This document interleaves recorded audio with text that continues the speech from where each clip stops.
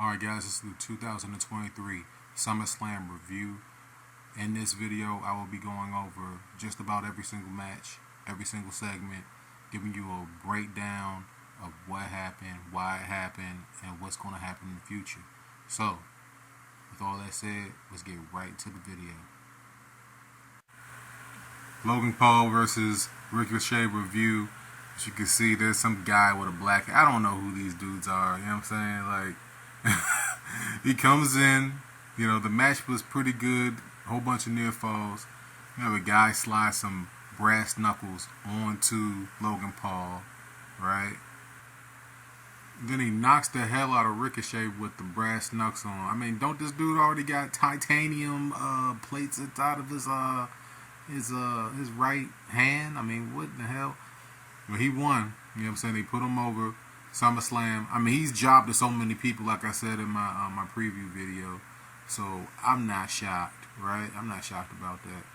And as most people know, this is Ricochet's girlfriend. She's the ring announcer, Samantha Irvin, and she seemed like she was real angry at the outcome of this. I mean, I don't know if she's acting or not. I don't know if it was gimmicked brass knucks or not.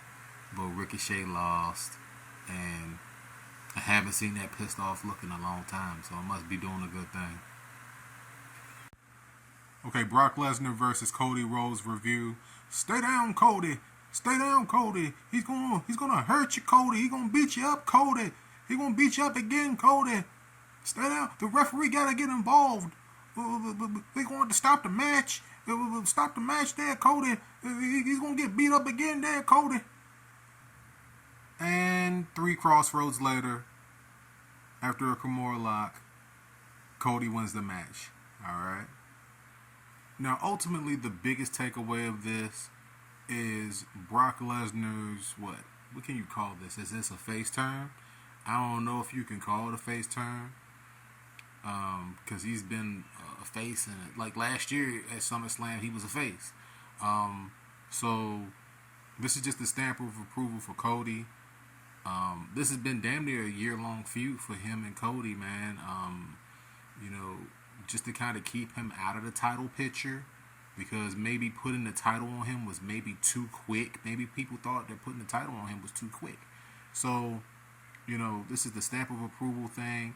I kind of like this. I didn't expect for it to happen. The stirring at the end of the match, you kind of knew that this was gonna go in this direction, but I actually like this. They gave him the stamp of approval. They put him through a hard feud with one of the toughest guys. There's not too many people that can say that they beat Brock Lesnar twice. And Cody can say that at SummerSlam. Like Lesnar doesn't lose at SummerSlam, but he lost here, right? Has Brock Lesnar ever lost at SummerSlam? Besides maybe The Rock, maybe he lost to The Rock.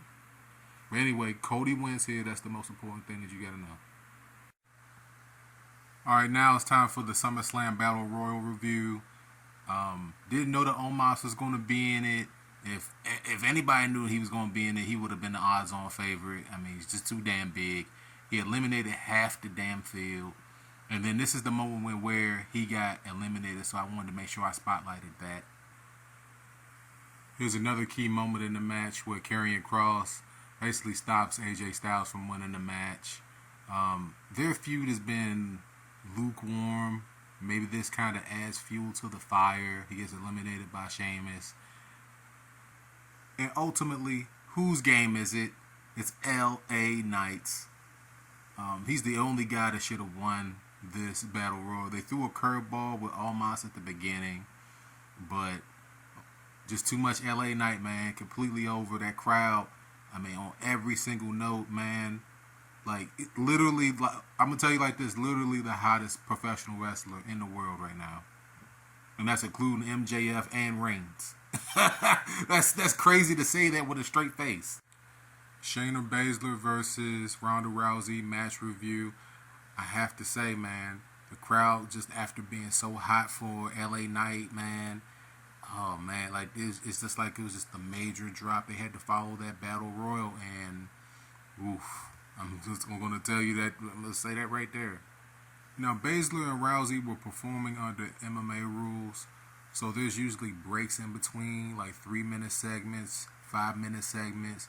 So you kind of seen a little bit of rest breaks in between here. Wrestling matches have like a specific pace. So that was something that like I definitely noticed about this match. There was a lot of stiffness with their kicks, a lot of stiffness with their knees. They were very stiff, but it wasn't like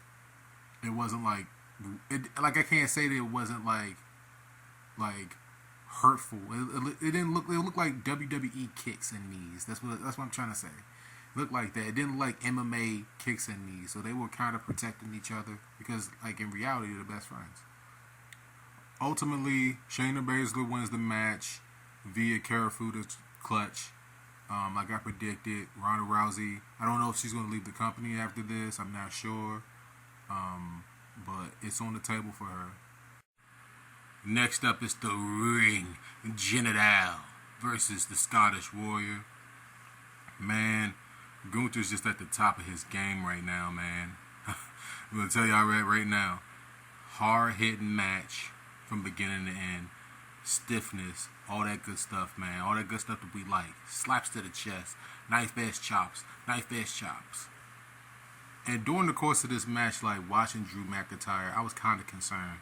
And the reason why I was concerned is because it's like the crowd was still hot for this match, but there was something missing with Drew. And I just can't put my finger on it. And there's just something off about it. Like it just didn't feel right. Ultimately, Drew McIntyre falls to the Ring General. Couple of power bombs. These guys put on a chest slapping contest, man. I'm telling you, look at Gunther's chest. I see all those welts and oh man, his chest is just straight up red. He's gonna break the Honky Tonk Man's record. Let's hope that he does. Please break the Honky Tonk Man's record. Please, Gunther. Please. Can you please break his record? That's a record that they definitely need this guy to break. Please break it. Next match, Balor versus Rollins, World Heavyweight Championship. I'm just going to cut straight into it. Man, this match really didn't start until the Judgment Day came out, man. You can see Priest and Balor for sure. Rhea's at the bottom right there, but this match kind of got hectic at the end. One thing that bothers me about the WWE is that clear as day, like after Balor went through the sling blade, the shotgun drop kick, and then the coup de grace, like he's beaten so many people with that moveset, and then Rollins just kicked out of it like it was nothing. I mean, it's just like nothing. Like and Balor nailed all those moves, but then you got Damian Priest here with the gaff. Like Balor looked like he was just not connected with the rest of the group. Like it looked like Damian Priest was legit trying to help him win the championship.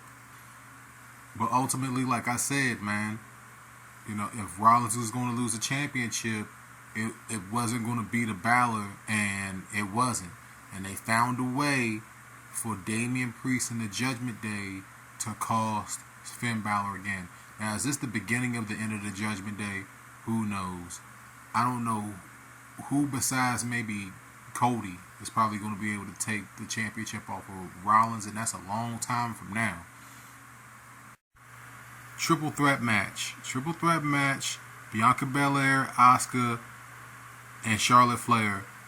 I'm going to tell y'all like this. This is probably the match of the night. I mean, really, the match of the night. Just watch how I narrate this. Now, you see Bianca Belair down on the ground holding her knee. Now, I'm not sure. Listen to what I'm saying. I'm not sure if this was a kayfabe injury or not. I'm not sure if this was supposed to happen or not. We'll probably never, ever really truly know. All right. But because of the fact that the event that's going to happen next, that's the reason why it's up in question. So after being clearly injured, Bianca comes back into the match. She's in a figure 4 or figure 8 with Charlotte. Charlotte gets this miss to the face. Asuka does this little goof thing where she misses the kick, gets rolled up, and then Bianca Belair, after having that injury, wins the WWE Women's Championship out of nowhere. I mean, like, we talking about an unbelievable performance. She did a 450 splash with the injured knee. I mean, it was crazy. But Io Sky appears with the Money in the Bank briefcase with Bayley. They clear out Bianca. They clear out Charlotte. They clear out Asuka. And then there is Bianca right there in the middle of the ring, the vulnerable champion. That's the script of cashing in the Money in the Bank briefcase. Let me finish this match review with a question. Now, a year ago, Damage Control basically debuted. A year ago. A year later, they've been multiple time tag team champions, and now Io Sky has become the women's WWE champion. Now, I want to compare them to AEW's Outcast. Who's the stronger group? Y'all let me know down below. We're talking about Toni Storm. We're talking about Saraya. We're talking about my girl, man. Oh my God, what's her name? Ruby Soho. Y'all gonna have to forgive me. I love Ruby with all her tats. Who's the stronger group? Let me know down below in the comments. Alright, it's time for the review of Tribal Combat. Reigns versus Jey Uso for not just the Universal Championship, but for the seat at the head of the table to be the Tribal Chief. This match had a slow ass pace, but it picked up speed and then slowed down again. Solo was involved. Heyman had bars with Jey and went back and forth like it's supposed to. Now, at this point right here, this is after mistakenly Reigns speared Solo. Now, Solo's looking at Reigns like, bro, you better get it together or else I'm going to make sure this stuff in for sure. And this was like a real pivotal moment where I thought that, like, for sure they were going to just kind of break apart or something was going to happen for sure. But, Solo they hinted at Solo turning on Reigns after that spear. But ultimately, my prediction was completely accurate, man. Jimmy Uso turning on Jey, costing Jey everything. Now, the brother versus brother feud, they could do this at WrestleMania. They could still do a triple threat match between the both of them and Reigns at WrestleMania. Honestly, I don't think so. Like, this is a turn, but the thing is that this is a turn, but this is not like a turn where he's turning to go back with Reigns. He's just turning on Jey. Maybe it's one of those situations where he goes to the hospital and then he goes back to Madison Square Garden to challenge for the championship, where it's like, like it's just jealousy, the right-hand man stuff. All this stuff is just like, this is years and years of storylines coming together here. And people have to understand that this is frustration from Jimmy. He wasn't a right-hand man. He wasn't, like, next in line. They put Jey next in line. And, wow. I mean, my phone vibrating. But, wow. I just knew that this was going to go in this direction. Because at this stage, them turning on each other, it's just like the only option. This is a turn against Jey. This shouldn't be a turn for Jimmy to go back with the bloodline. If that happens, this is being written completely wrong. Alright? So just watch for what happens on SmackDown coming up post SummerSlam. And the song and dance, man. I'm just going to tell y'all about the song and dance in a second. But first I have to make sure that people understand. Like I said, this is a turn on Jey. This is not a turn on Reigns. He already turned on Reigns. He's not turning to go back to the bloodline. This is not a turn to go back to the bloodline. I have to make sure that's clear. It shouldn't be that. And ultimately, Reigns spears Jey through the table. He's still the tribal chief. And I mean, commentary, I'm going to tell y'all like this. Michael Cole and Wade Barrett is supposed to be going to Monday Night Raw, and then Corey Graves and I think his name is Kevin Patrick. They're going to Friday Night SmackDown. Commentary here is very important. I want y'all to go back and listen to the end of this pay-per-view and how like they're trying to make it sound like everybody was wrong but Jay. But in actuality, when you really think about it, Jay was like in storyline, Jimmy can say that Jay was selfish, that Jay didn't make any phone calls, that Jay didn't check on him, that Jay didn't really care, that Jay just wanted the championship for Jay. And I'm gonna tell you like that. I'm gonna tell you like this. In the build up to the match, Jay didn't really mention Jimmy that much at all. He didn't mention him at all. So I know this video going to be a little bit long, but I have to break this down so people can understand. All right. Now I'm finished. Let me roll the outro. All right. I hope that you guys enjoyed the video, man. Breakdown of every single match at the 2023 SummerSlam event in Detroit. Make sure that you guys drop a like, drop a comment. Watch the videos on the screen, man. Watch the stuff on the screen. I'm going to put it up there. I got a nice little playlist, including all the SummerSlam videos, the preview videos, so y'all can see where I was right, where I was wrong, and just future videos coming up right there on the screen.